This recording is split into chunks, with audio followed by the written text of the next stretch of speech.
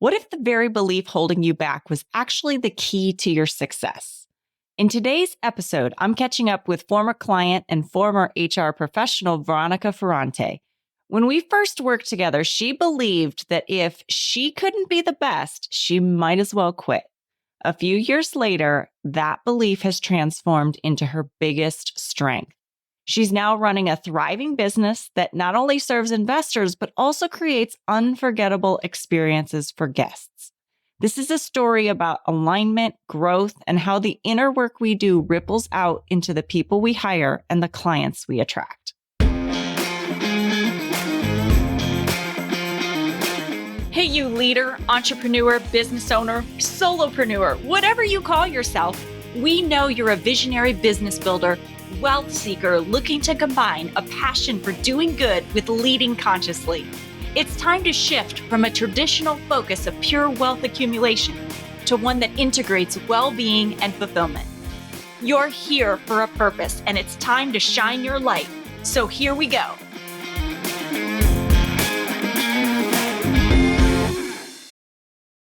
You've built success, but now it feels like you're shackled to your business that you've created. Hiring isn't clicking, scaling revenue feels stuck, and instead of freedom, your business is running you. You're not average, and you're done tolerating it. That's why I invite you to take my alignment assessment at consciousedge.com/assessment. You share what's really happening. I personally review your answers and show you what's holding you back, so you can reclaim your time, grow your income, and finally use your success to live fully and unapologetically.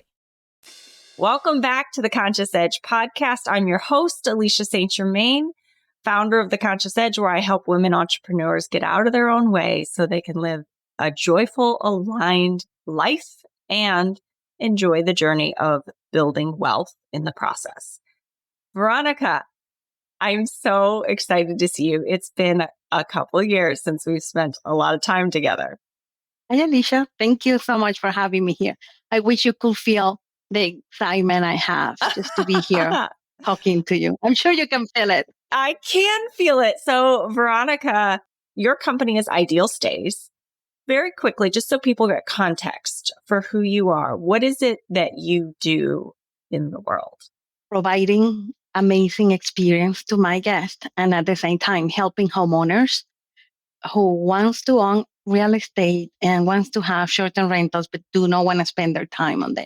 So I take their properties from them and babysit their properties, and with that I just do what I really believe I do best, that it's creating this amazing experience for our guests.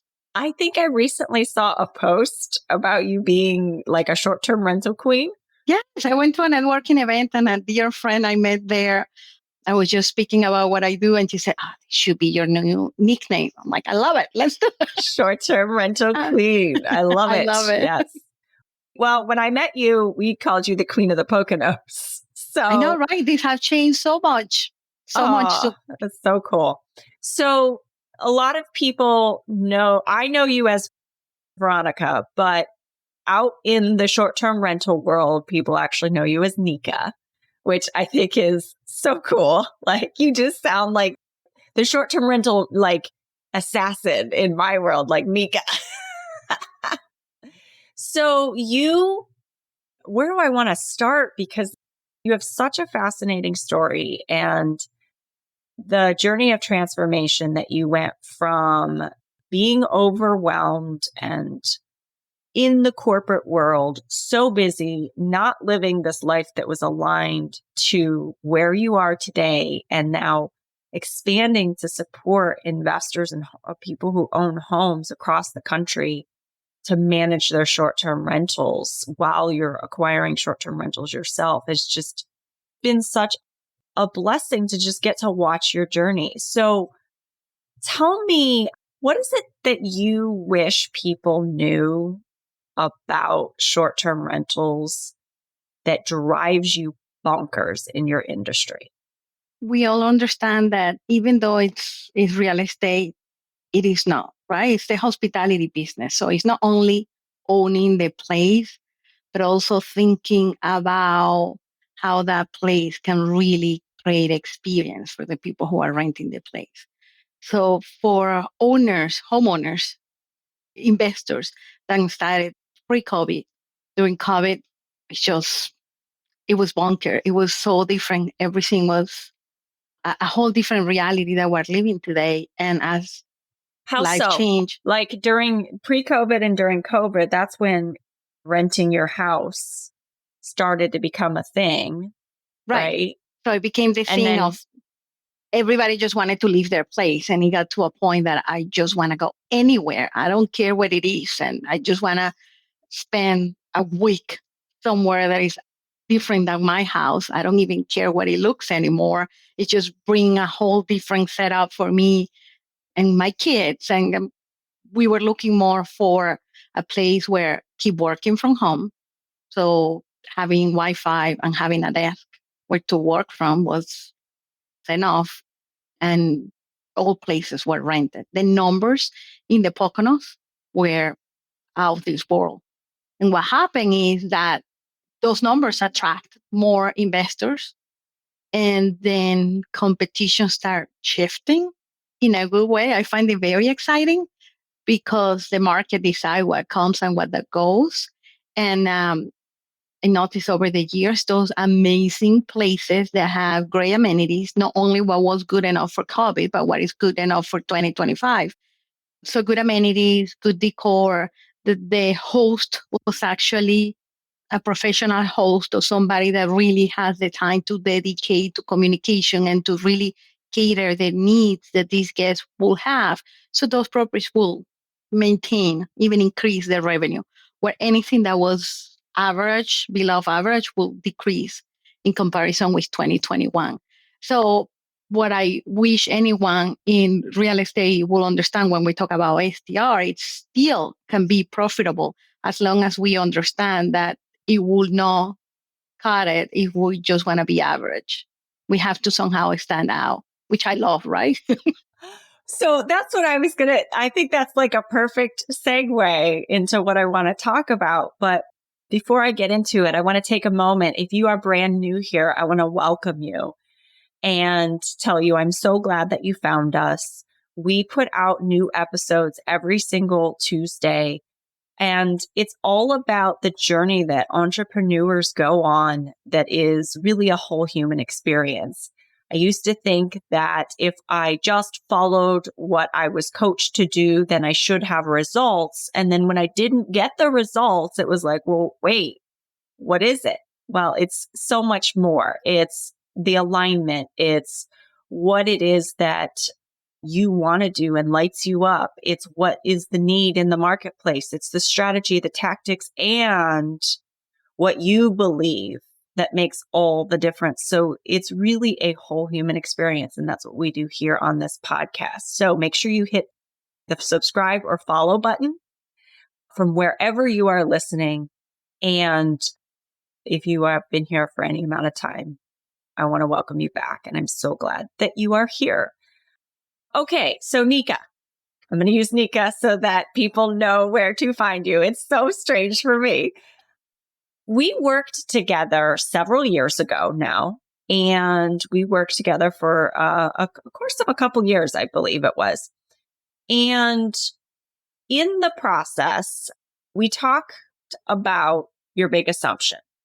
And for those of you who don't know, a big assumption is what we believe to be true about the world and the way that we exist in it. It drives our thoughts, feelings, and behaviors. And it's funny to me that you're like, I believe that you can't just be average as a short-term rental owner because you had a big assumption that if you weren't the best, you might as well just go do If they something want to else. do it. I should do something else. If I can't be the best, right? And so you were making decisions in your life up until that point around having to be the best. How did that show up for you? And what did that do to you? That question is so amazing because in preparation to come and talk to you, I was reviewing my notes from all the time that we worked together. And I keep saying, wow, what a change, what a growth I have experienced from our initial meeting through all the time that we worked together. I think a big difference for me is that I used to see the best and there is only one best. There is only one thing. I remember at that point you told me many times, it's like, what are we talking about here? And I couldn't really understand. You know, when you go to school that you have, he is the best student in math. And it's easy to identify, has the highest grade. For some reason, I was trying to measure my life with the same scale until I realized that there is so many different dimensions in your life. And being the best at that point was only in my head. What I have learned since then is that I want to keep growing.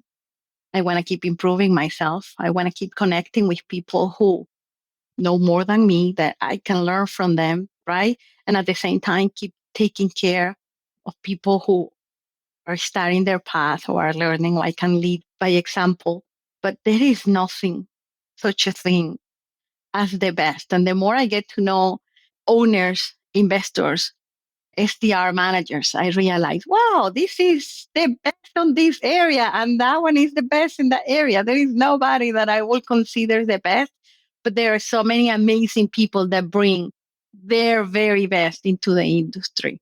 So now I see life in colors, which I didn't see before. It was very black and white. And thank you so much for helping me open my horizon, my view of what my reality really is and was. Yeah. No, and that is so much of what happens in the process is we start to define words that we have made mean something that only we know the definition of. And so as we start to go, okay, well, what does best mean? And once I think you realized really what was important to you, what was your best, and it meant like continuing to improve. It meant serving at a high quality. And I say this all the time, is that your big assumptions that you have hidden within them are oftentimes your purpose. And for you, providing the best possible experience for STR guests is like your heartbeat. And you put so much into making sure people feel so cared for when they stay in your place, and like the little details, which I love, by the way, because I stay in Airbnbs and I so appreciate when someone has the little details. And so it's become your purpose and part of what is your unique differentiator from just a property management company that handles your short-term rental. You're so much more than that. What are some of the standards, that big assumption, that tweaked big assumption around being the best and like making sure you're bringing your best? What are some of the standards that brings to how you manage your STRs? I was going to say we can take this question from a mindset perspective. We can take this question from a technical SDR perspective. Because when I started my journey, which is very interesting because my background is in human resources. So that's what I knew and what I know my entire life.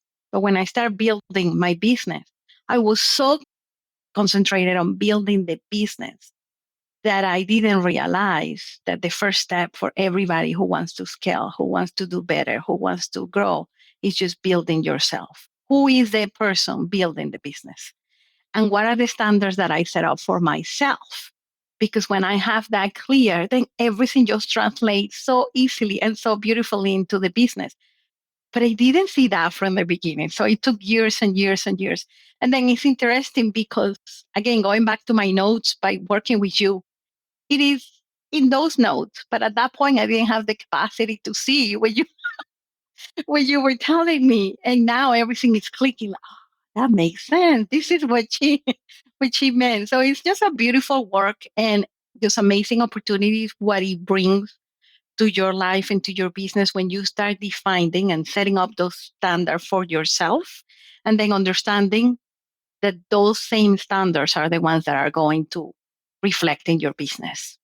So I deny to be a mediocre person, right? A mediocre, like average. No, there is no such a thing as the best. but there is no in my vocabulary for myself such a thing as average. I like to go the extra mile. I like to do the 2 steps. Why to stop here when we can look for options to be better? And then what I have noticed is that works all the time. When we talk about the big assumption, when you understand your big assumption and you work through that and you make sure that you now define your reality, and that true assumption is not true, right? That's the voice in the back of your head telling you what you believe to be true. When you finally figure it out and you master to understand that that's not you and that you do no longer perform through that idea, guess what happened? Another one. You will just find another one that you didn't have I would say, the capacity to see before. So that's who I am now, and that's how my business is showing up. So as let's say, I can tell you 5-star cleanliness, the place has to be clean to the T, right? But as I learned that, then is what else comes after that? What little details can we add to the houses that the guests feel loved? Somebody comes and tells me they are coming for girls' trip and Alicia's birthday. How do I help them making special without taking apart what they are coming to do on themselves, without being an intruder in what they do? So it's defining those standards for myself and understanding that that will replicate on my business. Yeah. I think those little touches make such a big difference. But I love what you're saying about knowing yourself and your values first. When you started off building your business and it was just about building the business, and then you learned like you and your value system and what you were going to bring to it, how did it shift? Like, what did you have to let go of in order to make room for that more aligned business to come in? That's the hardest part. Feel like Elsa singing this Let It Go. Because as a entrepreneur, as a business owner, as a mom, as a wife, as a person, it's so much I have to let go. It's so yeah, so many believe that really were just limited myself and how I was showing up. It's like I was concerned about my accent. Therefore, I didn't want to talk to anybody and I just wanted to be transparent. Like, don't look at me. Just see through me, but don't look at me. I I remember don't at want one to. point you were trying to have your husband do some parts of the business that really needed Yes. to be done by you because It was one of the clients, actually, was one of my first clients. I talked to her. I was just being myself, just talking to her of what I do. And then she said, I want you to manage my property. It's like, oh, okay, great. For a sales conversation, then you will have a conversation with Mark. And Mark is fantastic. He's great. But this is my passion. This is what I love. And then they had a conversation. And of course, she signed the contract and everything was great. But she called me and she said, listen, you were the one that sold me. Mark just did the legality of signing the contract and finalizing this, but why are you walking away from this? And again, my big assumption, right? It's like, oh, I'm not good enough at sales. I don't know what to sell. I do operations. So it was coming up with that identity that I can do that and I can be really good, really good at it. yeah. And you had some, well, let me say it differently. What did you learn now about what clients you take on versus ones that were not good fits? Excellent question. So when you start getting to know yourself, then you also know the type of clients you want to work with. When I started all this, I was acting from a perspective of, I was just eager to grow the business. I remember I had the number I told you at one point, Alicia, I want to manage 16 properties. And that number felt so big at that point when we were just getting started. And any client that would come my way that had a house in the locations that I was hosting, I would say, yes, I manage the house for you. Yes, let's do this. And then I realized that my own houses had one set of standards. Some of my clients had a different set of standards. And then we have one that this didn't match. as a new, I would say, as a new person working on personal development, you blame other people. Oh, they don't know what to do. They don't know how to take care of their house, until I finally took responsibility and understood I'm the driver in this business. I'm the one that has to set up the standards. Why am I taking any client without having any validation, any checkpoint that says this is the type of clients I can really help? And it's also a matter of service, because the houses that are like my own houses are the ones that I connect the most, are the ones that I can bring guests the most, right? So when I start lining up, this is exactly what I want to do. This is the experience I want to create. And therefore, my clients have to be aligned with that vision. Then it was pretty interesting, because clients were leaving me with without major explanation. So I understood that's alignment. When I didn't even have to say we don't work anymore. They just decide to sell the house or try self-manage or doing different things that allow me to open space for the houses now that are coming my way, that are more aligned to the service we're providing. It also came from my team. When you're so good training a team, the team understand your vision, and then they realize that there is a disconnect, in my case, between some of the properties I have and what I'm saying we're doing. The team members were the ones that said, Veronica, what is happening in here? Is this who we are? These are the properties. What's going on? So as a leader, you have to step up, and you have to keep true to your word and understand that it's not just the vision, it's how you materialize that vision every day with everything you do. So it's fascinating. I love, now that finally the team has grown and I have solid team members and the vision is coming to reality, it's just fascinating work on the business and on myself. Who's part of your team? Who do you have on your team now? Because that was one of the goals. There was 16, managed 16 properties. And then there was a goal of growing a team, was Yes. the other part of the goal in working together. So who's on your team now? So we have an operation manager take care of the daily operation. And it has been very interesting, because that's the part that I used to enjoy the most. And then when you hire somebody that happened to be better at that job than I ever was, it's like, wow, yes, this is great. Then in the Poconos, we have a field manager, amazing woman that takes care of these houses and the guests, like, again, better than I would, with ideas, like very creative, very caring, very on point. They keep me on my toe. And then we have an assistant that supports all of us. And now we're working on a full-time bookkeeper to our team. So as we grow, I keep taking note of what are those activities that I'm still involved, that someone should and could do better than me. That part is really interesting, because when I hold it, I realize I procrastinate. Like, okay, I can do it tomorrow. I cannot do it like with the standard that I define. But once I give this task to my team, anything I give them, like, it's no joke. They just get it done, and they get it well done.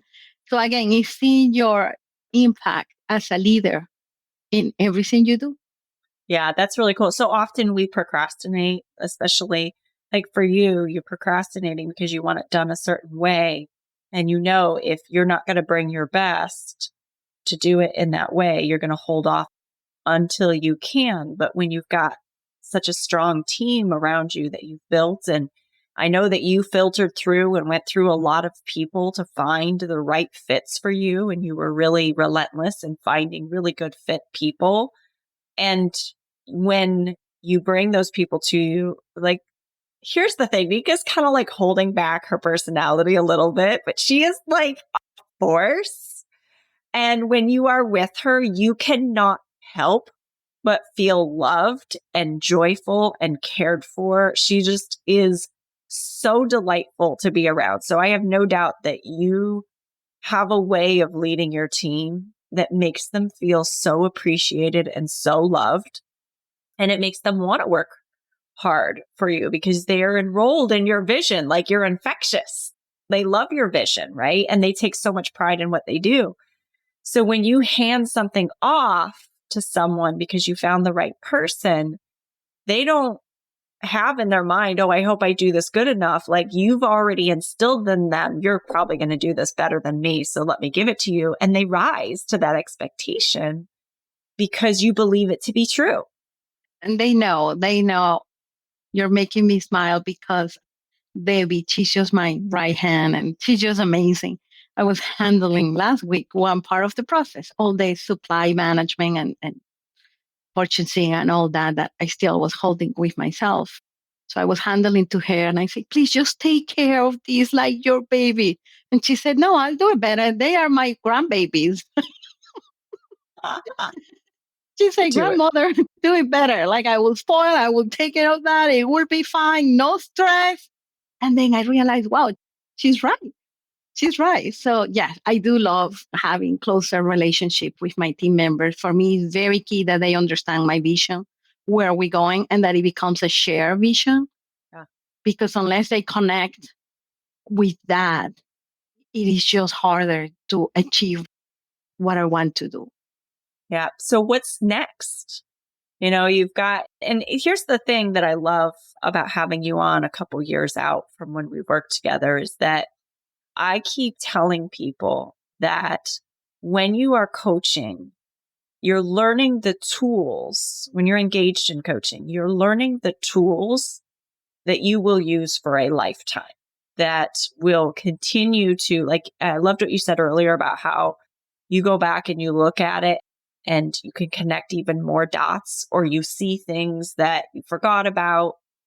And you have this documentation of this process that you went through, but you also have all the tools that are still available to you. So as you go to the next level, you're going to still get hooked in, right? There's still going to be those moments, like you said, with procrastination. You're like, when I procrastinate, I know I'm worried about being my best. I know I need to bring someone else in to do it, or I need to like stop and look at what best means. And so what's next for you in the growth of the business, like the actual, not the mindset, but the tangible growth of the business? What are you excited about? We're super excited that we are expanding beyond the Poconos. So we're managing now properties in Philadelphia and in the main line. And we are going to start managing January 1st. We're managing a property in South Carolina in Surfside. So if anyone is looking for a beach town during the summer, I have an amazing place. We are also moving forward with managing properties in the Bay Area in California. So it's different markets, different sides of the country. Signica is looking to go in every corner. We're not going to try to onboard different or many more different markets at the same time, but I do want to explore other markets and connect with homeowners, investors, property owners that have the idea of a short-term rental, but we're not sure how to do that. I'm looking to get to know what else the US and even outside the US is looking to explore with short-term rentals. There's certain expectations, right? Now that you know what works, what doesn't. And you've got kind of a way, I know this from talking to you over the years, you've got a way that you analyze the market and figure out what properties are going to be the most successful.